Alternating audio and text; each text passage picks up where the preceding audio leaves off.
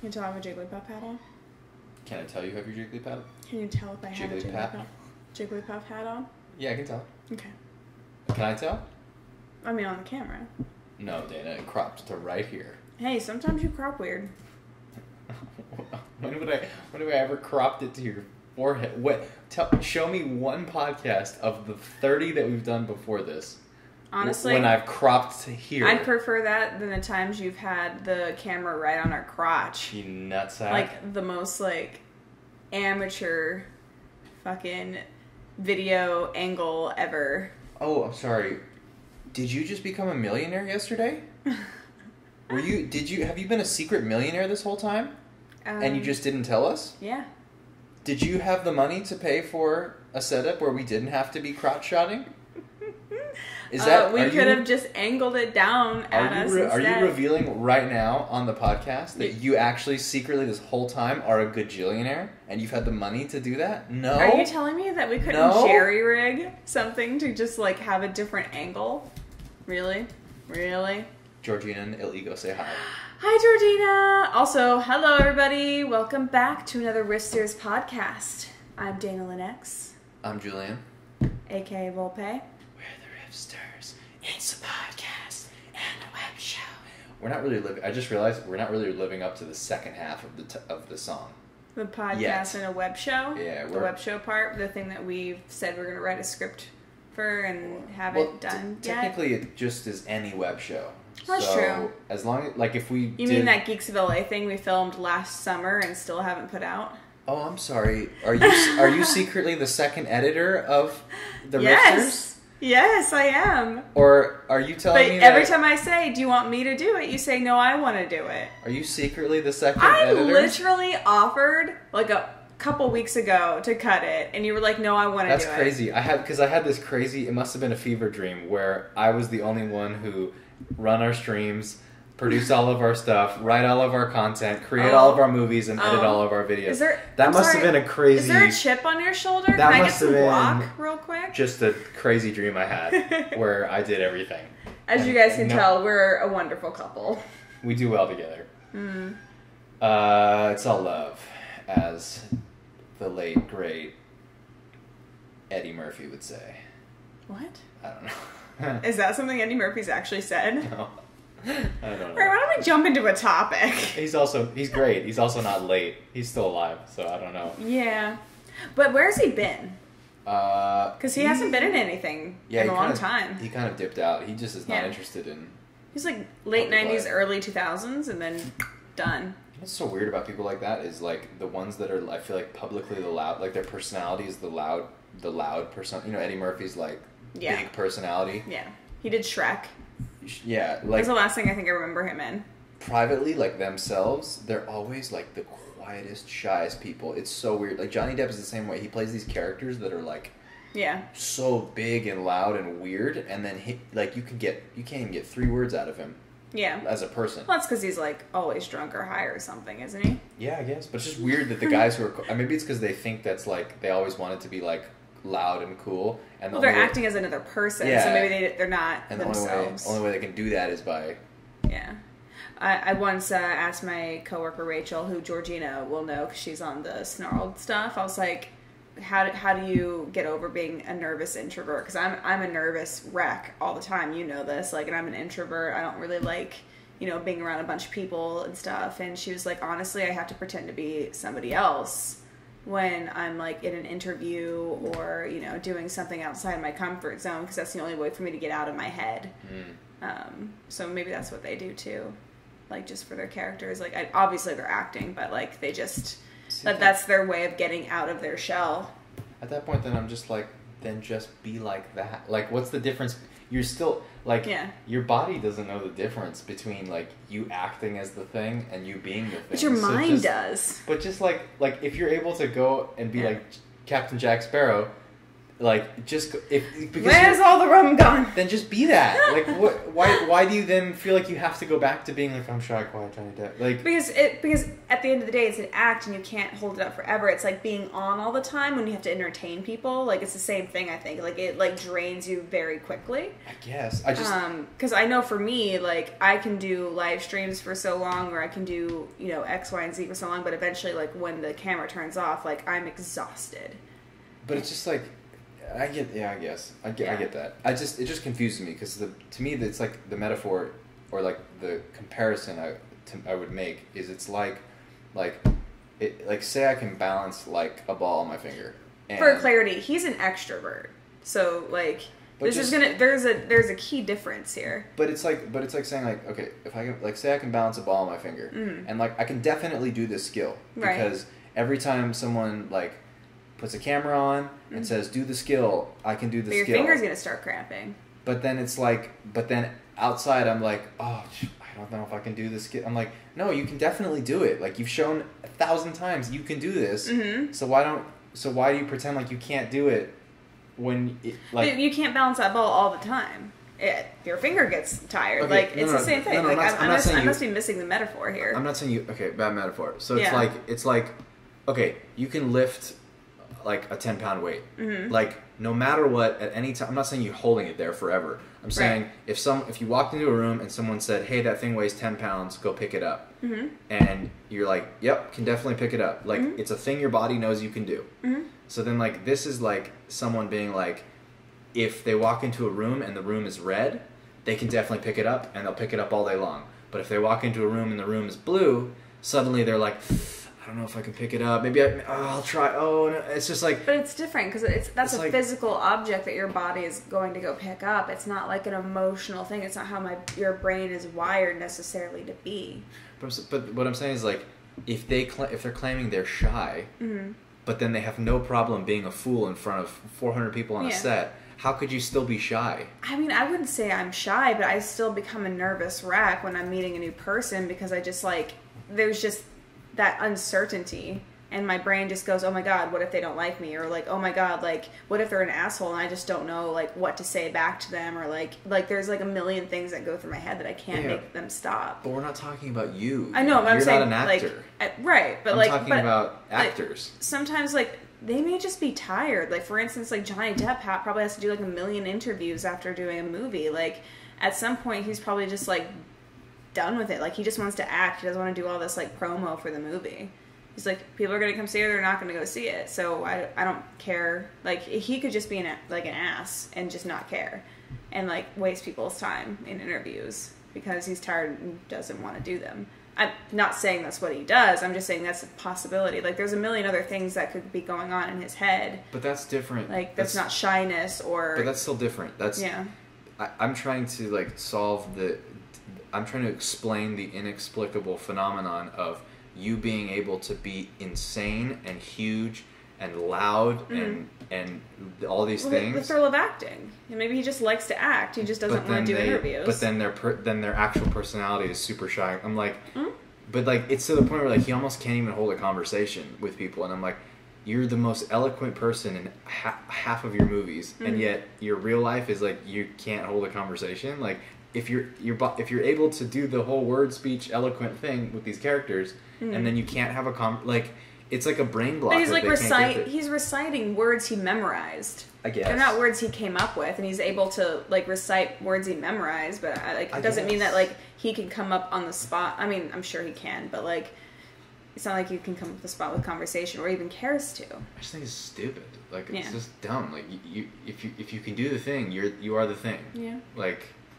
Yeah. I don't know. I just think it's dumb. I don't get it. Like if I pretended to be, I was like, hey, I'm shy. I was shy, and then I was like, hey, if I could like pretend to do all these, if I could pretend to be other characters that aren't shy, and like in situations where I would get shy, be like, what would insert person here do, and play them as a character, which is kind of what you were talking about with your friend, and then after a while, I stopped being shy. But you were shy, but you weren't always an extrovert. You always got your energy from talking to people. For me, like, I could probably go and do the acting thing and, like, be this big, like, character, and then I would be dead inside by the end of it, and then going to an interview or something, I'm gonna be like, fuck. Like, I'll try my best, and usually, because who I am, I'm a positive person, I'll sit there and try and have a conversation, but my head might be, like, blank, and I might not come up with something that's clever or smart, or, like, just not able to articulate very well, if I'm tired. I suppose. And the more people who have to interview you, the more tired you're going to get. Whereas you, on the other hand, like, it was probably easier for you to pretend to be not shy, and then all of a sudden, like, you are getting that positive reinforcement that you want, which is talking to a bunch of people and being that person that you want to be. An introvert doesn't need that nor want that. So there's, like, that disconnect, I suppose, where, like, me, I'm like, I just want to go upstairs and play video games. I demand more of Johnny Depp and Eddie Murphy. Also, Eileen Gary says, "Hi guys, nice hat, Dana." Hi, Eileen. Yeah. I guess it just depends. I know. I think it's stupid. You know what's not stupid? Your face. Ready Player One. Segue. Since I mean, a lot of people think Ready Player One is stupid. I just realized I know that was just like I just realized our title of our thing is Ready Player One and Solo Reactions, and here we are sitting about the fundamental layers to shyness and the psychology behind. I mean, yes, because like that whole movie is about a bunch of fucking introverts who play video games and are shy to meet each other in real life. This is true. But to be fair, okay, I've read the book and you haven't. Yes. And so I think it'd be interesting to see, or I know what your reaction was, but like for you to kind of tell people what your reaction was to the movie, how you liked it, what problems you saw. I liked it. I enjoyed it. I think it was it was a good movie. I don't think it was a great movie, and I don't think it was a bad movie. I think it was good. Mm-hmm. And I think that because the visuals were really cool. Mm-hmm. Everything about the Easter eggs and all the characters showing up and the world building and all the different logos of things that you recognize and the nerd stuff that you love being everywhere. Awesome. Mm-hmm. The pacing, not great for me. Mm-hmm. Only picked up really in the last, I only feel like it picked up in the third act, like middle of the second act, third act, and then I felt like, okay, we're rolling, this is a story. Everything before that was kind of slow and weird and meandery. And then I thought the acting kind of was, and the writing was weak. But yeah, that was, so it's kind of just like, you know what the funny part about all of the bad things you said were also all the bad things about the book. The book, like the first and even kind of the second part, like was very slow. The pacing was terrible. The author, and I know this was a thing that you said, like, but in the book, the author just explained too much, but the character didn't do anything. So it was very like, and then he saw this, and then he saw that, instead of him just like actually walking through the world and experiencing it, if that makes sense. And I noticed that the exact same flaws that are in the book are in the movie. They did do some things differently to make the movie a little bit better. Like Artemis was definitely just a love object in the book. Like she had a little bit of agency, but really not a lot. They gave her more in the movie, which I really loved. And like I think I told you this, like, spoilers. Artemis wasn't the one that was caught by IOI. Right. It was actually supposed to be Parzival. Right. So that I thought was actually interesting because it gave her a whole backstory. Like, I didn't know that about her dad. And to be fair, it's been a while since I read the book, so that might have been in there, but I don't remember that. So, like, there was a lot of things they gave. Like, they met in person a lot sooner than they did in the books. In the books, there was a final battle, and that's when they finally met, was to go to Ogg's house and then battle in his awesome gear, like an awesome house and everything. So there's quite a few differences from the books to the movies. Like, and I told you this, like, the gates are all different. They're a lot harder in the books than they are in the movies, but I think that came down to an IP issue. Like, they just couldn't get the rights to something, so they had to change up, like, how the gates went about. But overall, like, not a bad movie. It was a simple movie. It was a simple tale. It was Kid really defeats dark person, like, very simple. But sometimes, you know, I kind of okay with simple. Yeah, it was fun. I mean, it was fun. I had fun.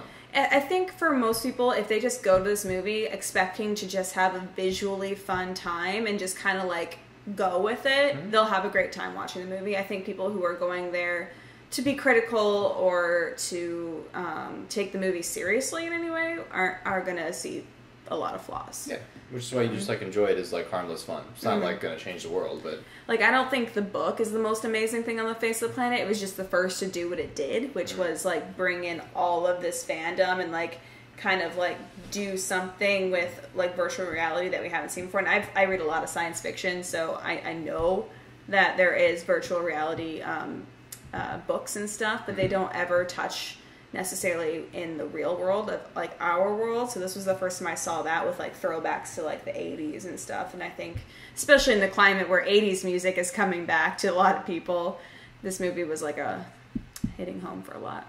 But I think we've talked about this, but for the sake of the podcast and the viewers at home, hi. The thing that drives me nuts, I'm realizing, and it's not just unique to Ready Player One. It's just like stories in general. What is driving me crazy is stories that start by like having to tell you all of the lore. Like if you imagined like Star Wars. No. But we talked about this. And we'll get there. I know, but I have to give the. We'll get there. Yeah. It's like, but that's and I have the rebuttal to that, and I already said it, but I'll say it again. But like I can't stand it when you have to start a story and they're like, and you know these people are called the Templars, and the Templars fight against the Valkyries, and they've been at war for thousands of years, and like, you know, their special weapon is called the blah. I'm like, dude, like, is this an encyclopedia? Is this like a Wikipedia entry, or is this your story? You know, like, and Star Wars I know starts with a crawl, but the crawl is just catching you up on the context of what's happening right before what you're about to see, which I think is a cool narrative tool. The crawl doesn't. If the crawl was what I'm talking about, the crawl would be, welcome to the world of Star Wars. It's so cool, and so there's your problem these things isn't called, actually. So sorry, your problem. Let me finish. Okay. And there's these things called Jedi, and the Jedi have this power called the Force, and they fight these guys called the Sith. And then the Jedi and the Sith both use lightsabers, and it's super cool. But they also have spaceships, and this is what you're about. This is the whole world. That right. would be. I get what you're saying. So your problem isn't with like anyone saying a beginning crawl or like giving like a monologue. It's how they deliver that monologue and what the monologue is used for. Like, because Star Wars, it's there. It's like in your original blanket statement that would also apply, but because of what you just said. You're fine with a bit of a monologue as long as it's setting up this scene that you're about to see without being too explainy. Well, it's not what it's used for. I'm okay with it. As long as it's not written like hand holding you. It's about what is in it, what you're saying. That's what I'm saying. Yeah. Not how it's used. Yeah. It's about what's the content of it and what it's saying. Right. So if you start with a character giving you regaling you with a story. That's fine, as long as it's not a Wikipedia entry explaining to me the pieces of your... Like, I want to find that... Like, there was no part in Star Wars where they explained to you the Jedi. Like, you find that out organically through the story. You learn what a lightsaber is through watching Luke play with it. You learn what the... Like, so we're on the same page. Nobody ever explains to you what the Force is. Obi-Wan just says, use the Force, and then we see Luke be able to deflect things blind, and then our brain fills in the rest and goes, I get... You know, but he never had to be like... And the Force is a mysterious thing that lets you do this and this and this. Now, let me say one other thing. I've heard this complaint from you before, and so I'm just going to bring it up. You have, on many occasions, complained that Star Wars doesn't give us enough information, and that you wish you knew what a lot of different things were in the world and that were never explained. Yeah, you're misunderstanding my... I'm not misunderstanding. I'm just like, I want to see, like, how would they explain that without being a little bit explainy to you? Through action, through organic revelation of the story. What I've realized at this point in studying like story and how to create a story, and whether it's film or book, is the best ones feel like you've been dropped out of the sky into a world that already exists, and you're kind of just like, I got to figure this out because I don't know what's going on. But that guy feels like he doesn't like that guy. Okay, I'm starting to piece that together. These guys are at a wall. Okay, so they're called the Night's Watch. Somebody just said that. I'm gonna guess they guard something, but that's not clear. And then 3 seasons in, you're like, okay, I know exactly what all these pieces in Game of Thrones are. That's the best story. Like, I don't want a story. It just comes organically, because the second someone is like, and so what this means is this, and these guys are called this, it's not real anymore. It's not a real world anymore. Because no one does that in the You're real teaching world. them the world rather than no one living does that. in it. Now, what did you think about the Lord of the Rings opening crawl? Because it had a little bit of explanation, but it was also very mysterious.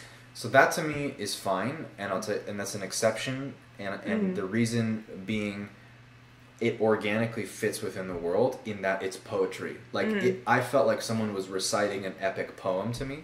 So it didn't start with It didn't start with the character in the movie going narration saying like, and so this guy created the Oasis, and the Oasis is this great place for virtual reality, and there are Easter eggs, and those of us that hunt the Easter eggs, in case you're wondering, are called Gunters. Do you get it? Easter eggs, hunter. Yeah. So like the epic nature of the poem was cool, and that to me was very much like the opening crawl of Star Wars. It didn't tell you what the rings were. It didn't explain to you how all that stuff works. It just said what happened is there was an evil guy. He created these things for these guys, and then now let's figure out what happens. I had to double check that answer from you, because literally I have on my leg tattooed the opening of the Lord of the Rings. It's poetry. It's a literal poem. In the same way that I feel like the opening crawl of Star Wars is poetic. It's like the opening scrawl to an epic tale. If you could get one Star Wars tattoo, what would it be? If I could get one Star Wars tattoo? What would be the most symbolic thing of Star Wars that you'd put on your body? I'd probably get the phrase, I don't know where, I just kind of put it on my arm, but I would get the phrase do or do not. There is no try, or just do or do not? Just do or do not in Orabesh, which is the language. That's cool. Crap, that's a really good idea. I never thought about that. Doug says, hate to use the prequels as a guide for anything, but they do use the crawl to introduce who the Trade Federation is and what's going on. Giving background is a good thing for exposition. The main story and the coolest plot points should be the meat of the movie and presented on screen. Show, not told. Exactly. Ill Ego says that he feels like Divergent did this at the beginning of the first movie. I haven't seen that. I actually never saw Divergent because I thought it was too pandering to my gender, so I didn't go. But I'm gonna, fair enough. But if that's what they did, I can totally see in Divergent them being like, and so when the world collapsed, then there were 5 tribes, and the Elysian tribe is represented by blah blah. And I'm like, God damn, just let me figure. Like, you know how easily you could convey what all the 5 tribes are through the action of their characters? Yeah. Like, no, not even through that. Just have her in the first act of the movie or story or whatever, encounter different characters from the thing, and through their actions... Much like Harry Potter. Yeah, through their actions we go, okay, clearly that's the tribe for that. But it's organic because no one ever has to stop and just explain to you this stuff. I'm not going to lie to you. Just now, I just realized that we're going to reread all the Harry Potter books. Doing that tonight. Are you really? Yeah. Do you even have them here? Yeah, I have all of them over on my bookshelf. You guys can't see it, but behind the camera is a bookshelf. Speaking of Star Wars... We just watched the Solo trailer last night. We did. We did watch the Solo trailer, and I feel nothing. I feel everything. Let me explain why, though. It's not because I'm a dick. Like, I see, like, visually it looks awesome and everything, and, like, I'm cool with the whole Western look. Like, I know our friend Derek yesterday, which he's often on the podcast, said he didn't feel like the Western feel. For me, it was just, like...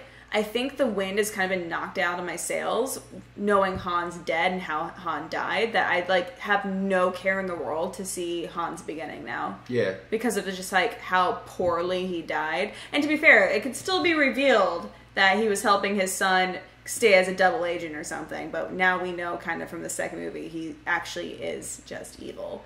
But yeah.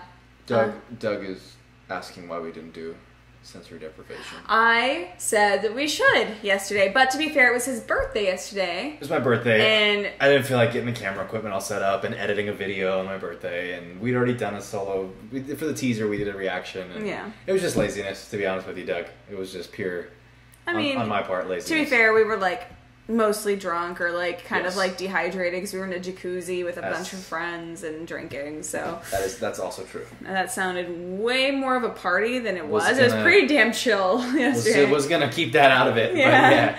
It was pretty chill. I think what's weird is I agree with what you're saying, but I don't know, I can't help feel excitement for, I don't know, it just looks a lot cooler than I imagined it looking. Like when I heard about the idea, I was like, this kind of seems like it's gonna look really lame and weird. Yeah. But everything I'm seeing like excites me. Like I just like seeing different places in the Star Wars universe. So like I don't even care about Han Solo. I just love seeing all these different planets and these cool vehicles and the I'm train, gonna go see it. You know, I'm gonna go see it for that. But for me, like I get invested in characters. Maybe it's because I write my own book. Like I'm really invested in the character, and my favorite movies have nothing to do with action and everything to do with building up a person's character, which is why I love D&D. But for me, like just knowing Han's life and how shitty it is, and like his later on life, how he dies, and like him and Leia didn't even like have like a, not that everyone has a happily ever after and it's okay that they didn't, but just like all of that like kind of brings me to, I don't want to see a prequel of him. I'm good. I know how it ends. I don't need to know what happens before. Instead, why don't you introduce a new character to me, or like something else? Give me something. This is like the movie no one asked for, and yet like, I mean, I agree with that. Yeah. I still would have preferred they would have picked anything else. Like, what about, like, going way back? You've mentioned it a million times. Let me ask you a question. Because Il Ego brought this up. He says, I'm stoked for Lando in the movie, which it brings up a question. How do you feel about... So, Han, obviously, you're not really that interested in learning about.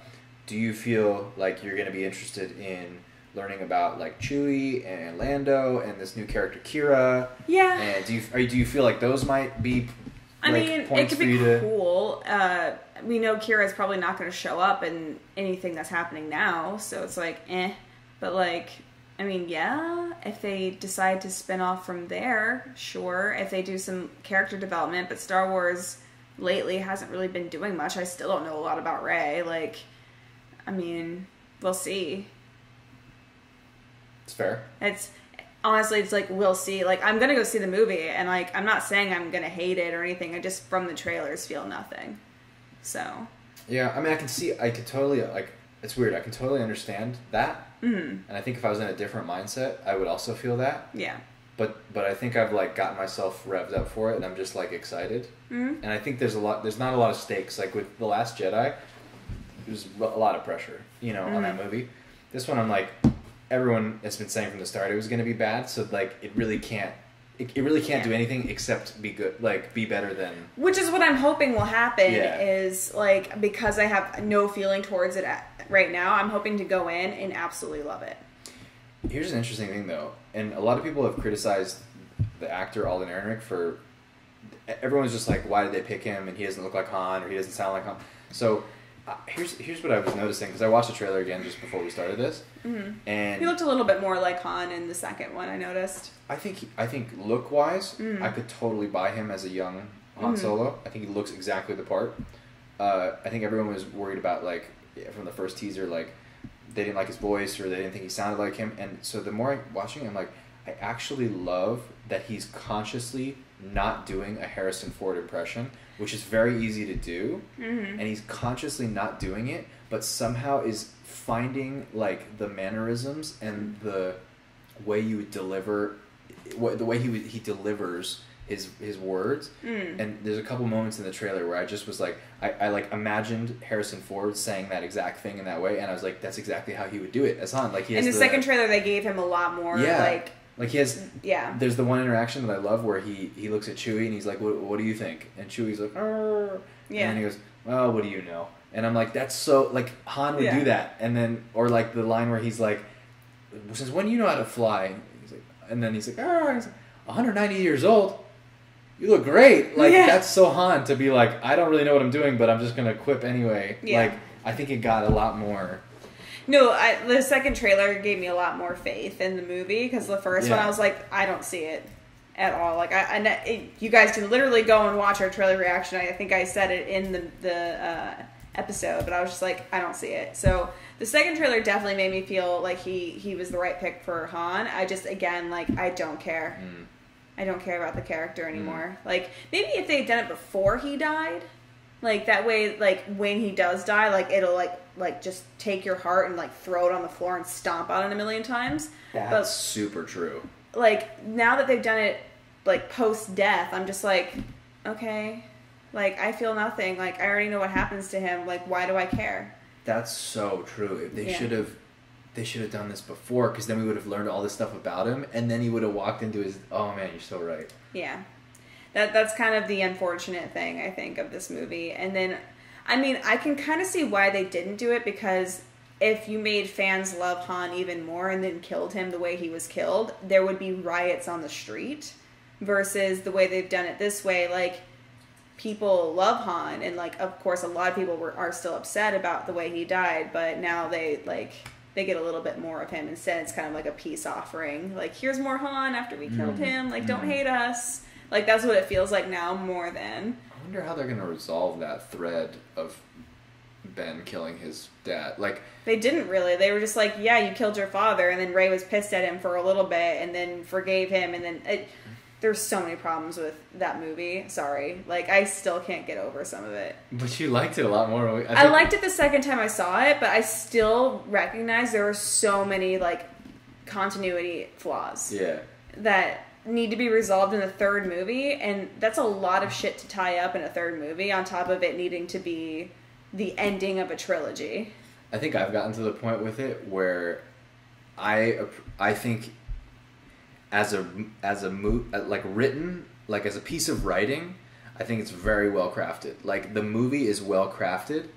Like, as a single movie. Like if you forgot that anything else existed, and someone, like, if you replaced everything with just like other characters, and like it had nothing to do with anything, and it was just like there's a girl and she comes looking for this legend, and he doesn't want to be a part of this war anymore. Like, if you just replaced all the parts.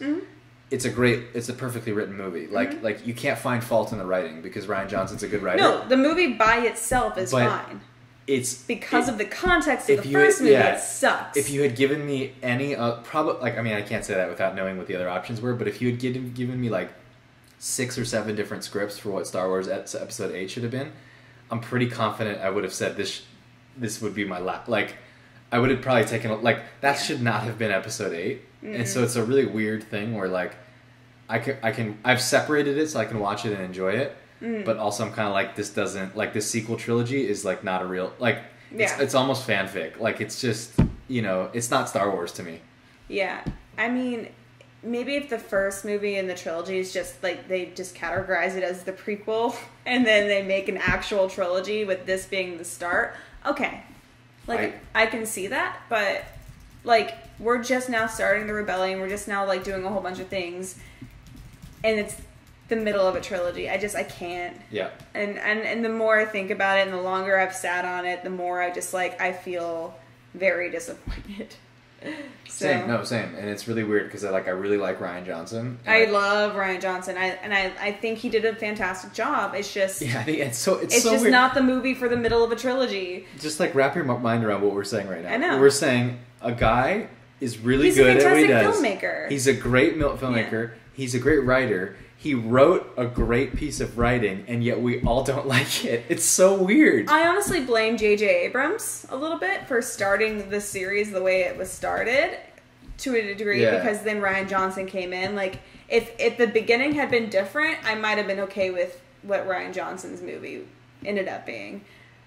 But the way that they connect right now, I'm just like, there's so many continuity issues that I'm like, I can't get over. And they should have just kept the same writer or director throughout the trilogy. Or at least, like, if they did, like, they needed to talk more or something. Or there needed to be a little bit more of, like, the studio just being like, here's what happened. You need to tie this, this, and this up. Otherwise, go ham. It's insane to me that they didn't have an overarching story. I mean, like Marvel is immensely successful for 2 reasons. Both of which, Marvel is very successful because they have a guy like Kevin Feige saying, this is how all these things connect, and thematically this is what we're building up to. And then saying, within that, go do whatever you want with your movie. Yeah. And then allowing people to do that within reason, but it all ties into a running thread. Yeah. And also, though, you can also, with the Marvel movies, say, do whatever you want, because they don't really relate to each other, right? Like, they don't, you can tell Coogler to do whatever he wants with Black Panther, because it doesn't have anything to do with Guardians of the Galaxy. They just kind of vaguely inhabit the same universe. Yeah. I feel like they were thinking, like, I feel like with the way they approached this trilogy, they were like, yeah, we want to make sure the filmmakers can do whatever I want. And I'm like, yeah, that's fine, but, like, you still can't have an overarching... They're not spin-offs. They're not things that just kind of, like, sit... They directly lead... This is a story with 3 parts, 3 acts. It's not just, like, the second act you go to a different village and the whole thing's about different things. There has to be narrative continuity and arcs and themes that tie them all together, and it's absurd to me that they haven't done that. And it's, when we take it as a whole now, after episode 9, it's going to be the story of a guy who came in, started a bunch of stuff, for the guy who came in second to blow it all up, for the guy who started all the stuff to come back and try and figure out how to put piece together it all back together again. It's insane. Yeah, I mean, I hope the third movie wraps it all up in a nice tiny little bow, but I feel like there needs to be another one.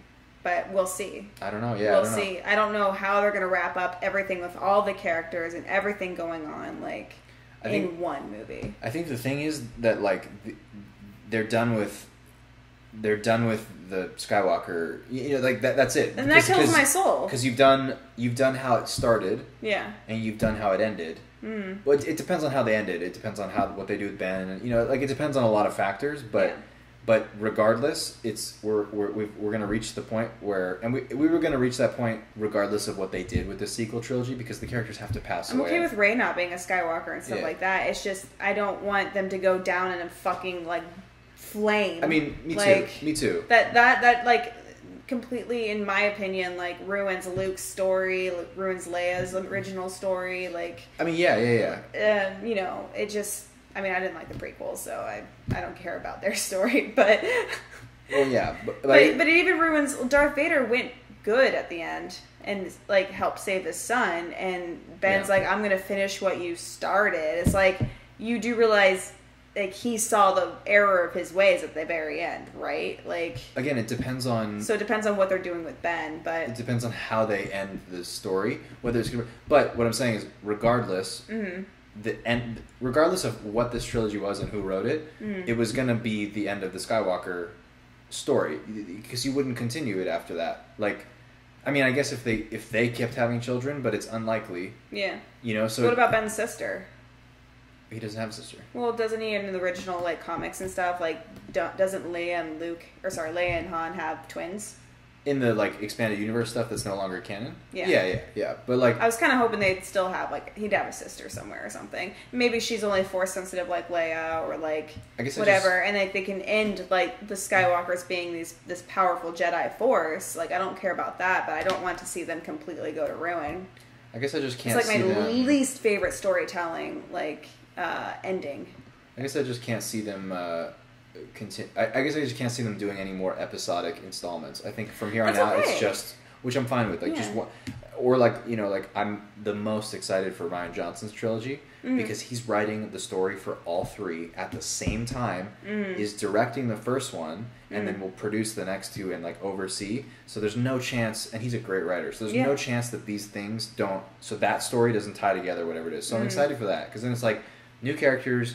I'm not like emotionally invested in you tying off Luke's arc in a way that makes, or Han's, you know, like, it's just, if you're gonna build these characters up and make people fall in love with them, like, they don't all have to have a good ending. I'm not saying that, but like, don't kill everything. Like, give a little bit of hope somewhere. Yeah. Like, somewhere. Yeah.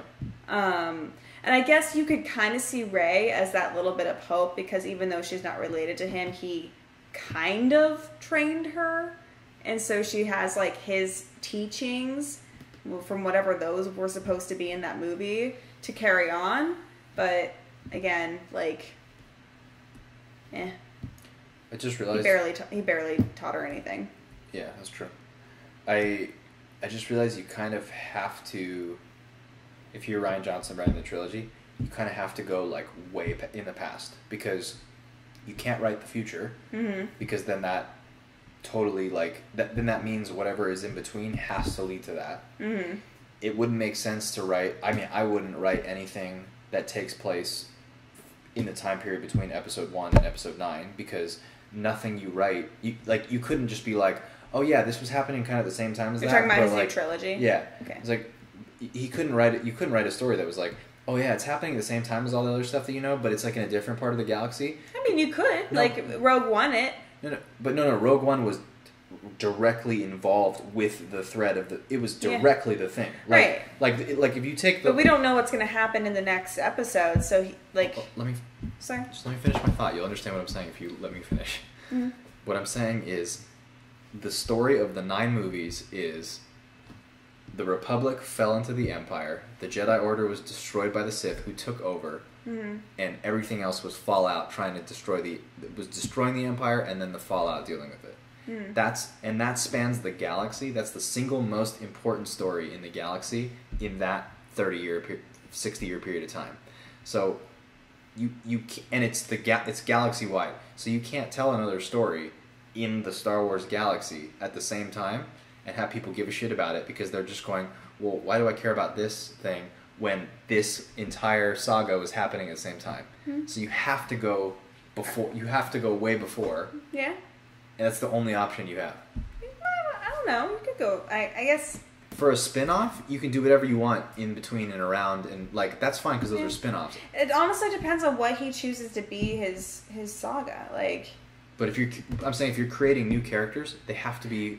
When does his trilogy, the first one at least, come out? Is it after this next one? Oh, it's way after. So then it's fair to say that maybe like we'll see a character in the next movie, or maybe like he finds some way to tie them in and like go past that trilogy.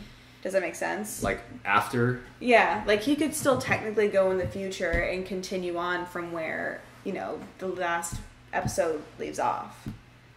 If he knows where it's going. But what I'm saying is, I don't think they would want him to do that, because then whatever he does is law, and anyone who tries to make anything else around that has to go. But it may not be. It may not be like some like crazy like it won't have anything to do with Skywalkers. It won't have anything to do with Rey. So it's not law necessarily. And if it doesn't have like the biggest impact on the galaxy. Yeah. It depends. I mean, yeah. I guess if the ending of like Episode 9 is like, Rey starts a new Jedi Order. Yeah. I guess, yeah, technically he could go like 20 years in the future and be like, hey, on one of these planets, some of these Jedi are hanging out and doing a thing. Yeah, and then, and he doesn't even have to mention that, because what if he doesn't even go with people who have the Force? Like, what if the main character is someone with no Force powers at all? But then it's just kind of like, why do I care? Like, the whole point I agree, but I'm just saying he could go, there's so many different facets. I think you have to have the Force. Maybe you don't need to have, like, lightsabers or the Jedi or whatever, but, like, yeah. I don't think you can do Star Wars without the Force. Like, that's the thing that separates Star Wars from other sci-fi. I agree. Is the fantasy element of the Force. Mm-hmm. I don't think you can, I think you can't do it without it. Yeah. Maybe. Because even Rogue One had the Force as a central piece, I mean, the Han Solo movie is not going to have any Jedi in it that we know of. I didn't say that. I said it has to have the Force. Sure. And I literally just... Or, sorry, I meant the Force when I said that. Like, don't take me so literally. But, like, as far as we know, unless Kira or somebody has the Force, we don't know. We don't know. Yeah, so... But that's also fine, because that's not a new story. It's about characters we already know. And Han didn't believe in the Force. If I'm remembering correctly, he didn't, like, he was just as surprised to see Luke had it. So if they did put the Force in the Han Solo movie, then that kind of like would be weird. I'm not saying but like he can run into a character like no one in Rogue One had the Force. I know. You just had like the guy who was the monk who heavily believed in it, and there was lots of talk of the Force. He was so cool. And the legacy of the Force was within the movie, so you can still do that in a Han Solo movie. But also, again, you don't need you already know those characters. We already know what this vibe is, and it's taking place in a familiar time period. Mm. If you're going original, I feel like if you don't have the Force, then there's nothing that makes it Star Wars. It could be any sci-fi movie with spaceships, and then there's nothing. Yeah, we'll see. Maybe somebody will finally do the Grey Force. The Grey Jedi? The Grey Jedi, yes. They're not really Jedi, though, if they're Grey. Yeah, they can call them something else. Yeah, that's why I say just Grey Force. Which is why I guess it's interesting if what you're saying, what you said, like... If someone can finally freaking do that, that'd be great. Yeah.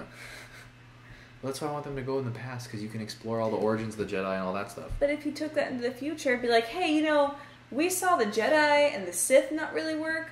Let's just, maybe not deprive ourselves, and we'll have a balance. But he would have to know the ending of Episode 9. Which is what I was saying. Yeah. He would have to know, the kind of ending of the arc, or at least a little bit enough to, weave through. But he's also said, when he said I'm doing a new trilogy, they said he's doing something that has nothing to do with anything that you've seen. So I don't think it would be after. Right. Yeah. Because he wouldn't be writing something that then he had to, like, they wouldn't let him do after, because then he would have to know what that was. I mean, I agree with you, it's most likely in the past. I'm just saying it's not impossible. Well, it's not for it to be in the future. I just want them to do, like, the Old Republic, or, like, the original Jedi. Oh, that'd be so cool. I don't know why they don't do that. I mean, they could have explained more about the old Jedi, you know, on the island. Yeah, from the old Jedi that they didn't explain shit about, other than there were books. So the cave with a mirror in it. Yeah, that literally that could have just been cut. Honestly, there was no like I know when we went to that event where Rian Johnson answered the question, he gave an answer that made sense. But honestly, objectively looking at that scene, the fact that he had to ask the director what the hell that meant, probably could have cut it. Yeah. It was a cool scene. I liked how she would do the thing, and it would like you could hear it travel. But I mean, it looked cool. It just had no place in the movie.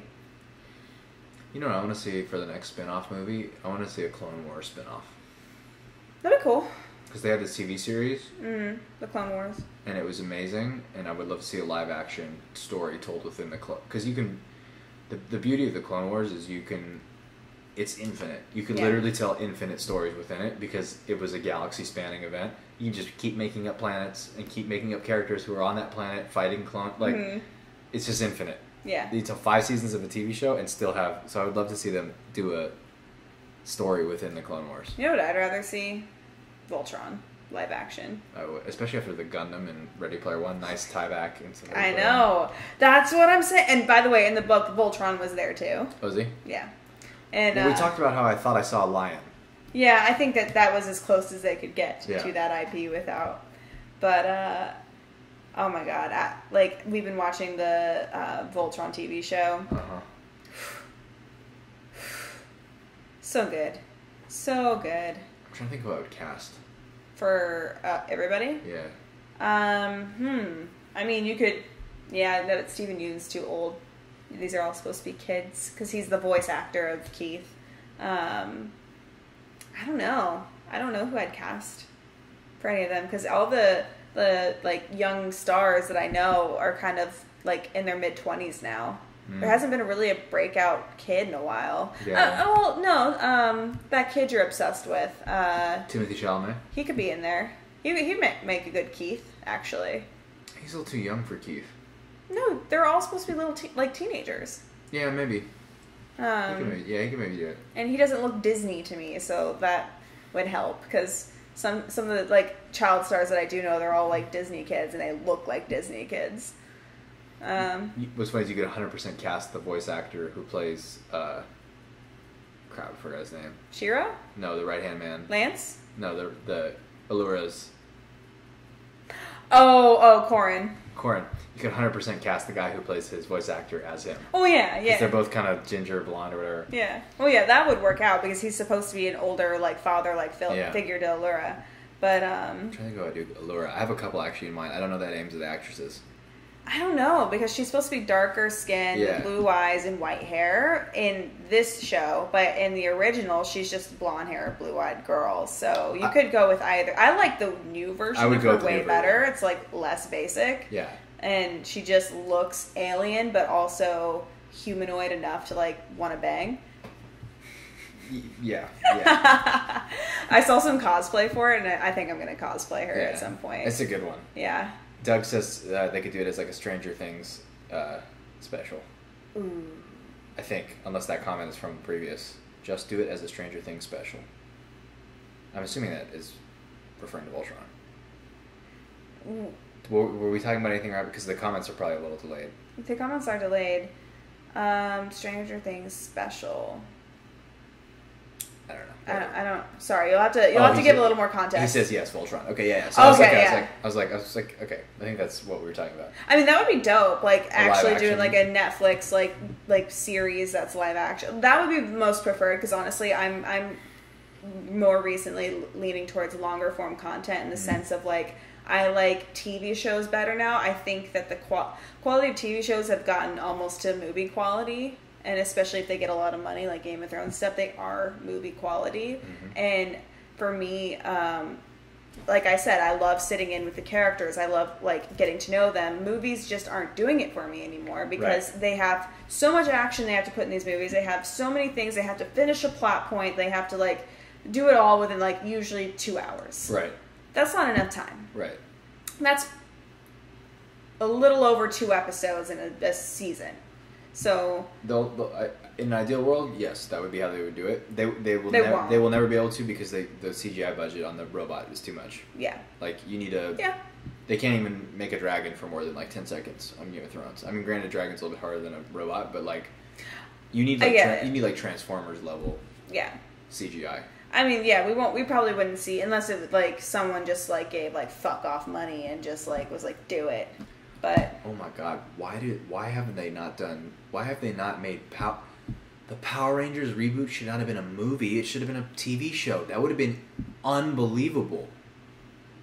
Oh my god. Well, I mean, same thing, like the CGI budget would have been a lot. No, because you only need it for the Zords.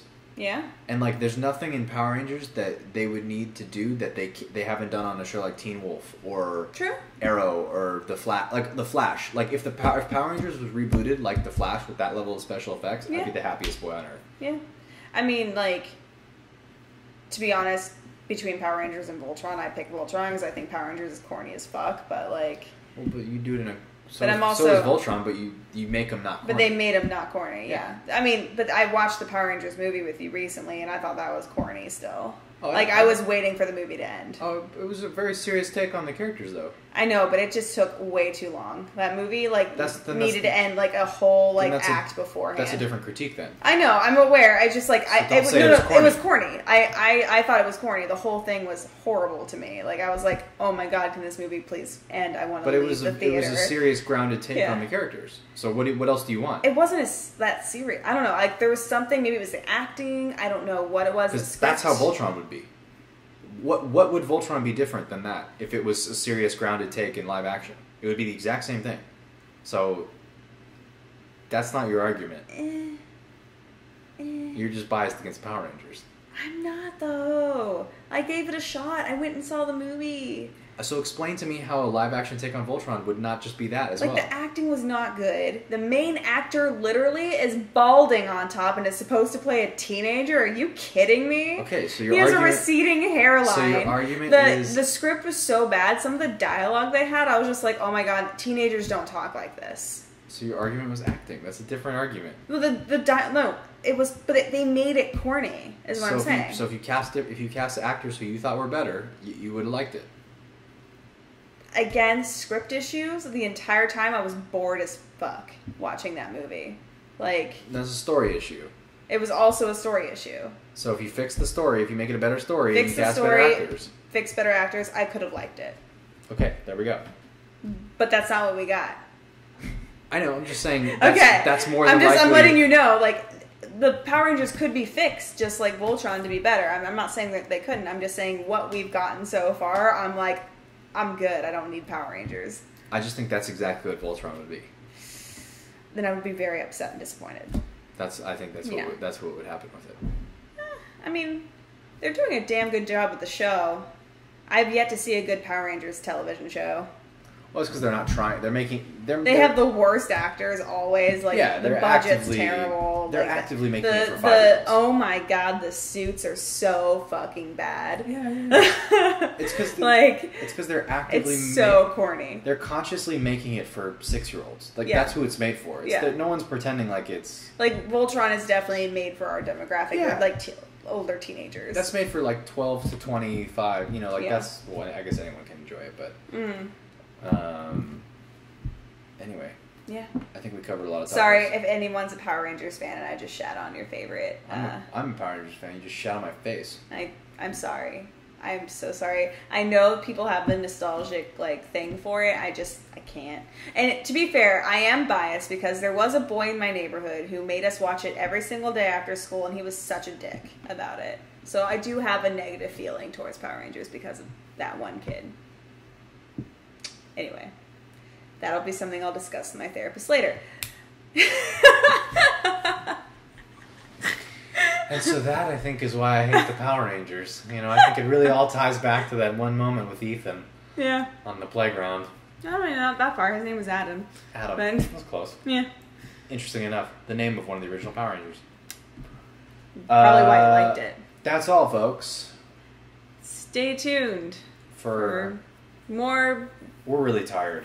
We really are. And it's really hot in this apartment today, so I'm actually sweating, and I don't know why I'm wearing a beanie when it's hot, but we even tried absorbing Derek and Jack each through osmosis. Honestly. To regain energy. But they were just so low in energy themselves. We tried to soul suck them and see if that would help, and it really didn't. Yeah. Still low energy. It's okay. Doug is asking, no sponsor? Yeah, we always have a sponsor. Yeah, today's sponsor is... Did you forget our sponsor? No, I definitely remember our very real sponsor. Yeah. That one, that sells that one thing. Haven't revealed yet for dramatic effect. Not because... You were trying to make it up on the spot. It's the one about the medication that keeps you awake more. But then, of course, you kind of turn into a little bit of a zombie, which is why we are a little tired. Yes. Zane's, it's like Zane's pills for... Help me out here. It's called Stay Awake. Stay away. It's a new medicine. It's called Stay Away. You mean the actual caffeine pills I have, and they're actually called Stay Awake? No, but these are called Stay Away. Ah. So Zane's Stay Away. Keep you up. Pills. Unfortunate side effect. Zombie effect. Craving of human flesh. Yeah, which... Lack of you heartbeat. don't see Jack or Derek here, so... They were actually the victims of... We did suck their souls, but only after we ate their brains and the rest of their body parts. Yes. Julian ate all the dicks. I will type the name Stay Awake in the comments in case any of you are interested in buying Stay Awake to become... stay up more. Stay away. It actually looks kind of cool. Do we know why this was invented? Stay away. Yeah. Honestly, people just wanted to stay away to fulfill, for anyone who simultaneously wanted to be awake and also a zombie, which is an increasingly large number of people, based on the research that I did. Yeah. On the product. Beforehand, because we were given this information. I didn't read the product review, but can I still bite someone and make them stay awake as well? Are you asking about transference of the medication through bloodstream? Yeah. Or saliva. Yes. Yes. That is. So if you want your buddies to also stay awake, go ahead and give them a quick nibble. And as Doug points out, this is true. Sadly, everyone at the company was hit by memory loss, so nobody actually knows why they made it or how. Okay. Or who did it. Yeah. So... This explains a lot. I mean, I really feel like the reason I hate Power Rangers is because I stayed awake. You put too the long. Emphasis on the wrong syllable. It's not stay awake. I've been awake for far too long. It's stay awake. Definitely did not wake up at noon today. Yes. And definitely did not stay up all night last night playing Magic the Gathering. No, we didn't do that because during those times is when we were reviewing the information from our new sponsor. Exactly. That's exactly what we were doing. Not 10 seconds ago when I just invented it. Yeah. It was before. So buy Stay Away. So buy Stay... Riffs, use the special coupon code... Zzz. Unconfirmed how many Z's are in there, so part of the... Unconfirmed whether that means sleep or zombie. True. Dual meaning. Yeah. Also, you have to guess how many Z's it is to get your coupon. It's part of you earning your coupon. Exactly. Thanks for joining this week, guys. But if you stay awake enough, you'll guess it. Yes, thank you for joining this week's podcast. We'll attempt to find life model decoys or clones of Jack and Derek to be back on the next week's podcast. Oh yeah, as we have actually already murdered them. Yes, but we'll make sure to. I did collect their hair, so we will be able to get a zombie, clone. Cloning will be the likely avenue through which Derek and Jack join next time. Yeah. Hopefully, it's not mixed with my cat's hair. That would be interesting. 3, 2, 1. Bye, Felicia. 3, 2, 1. That'll take us out. Bye, guys.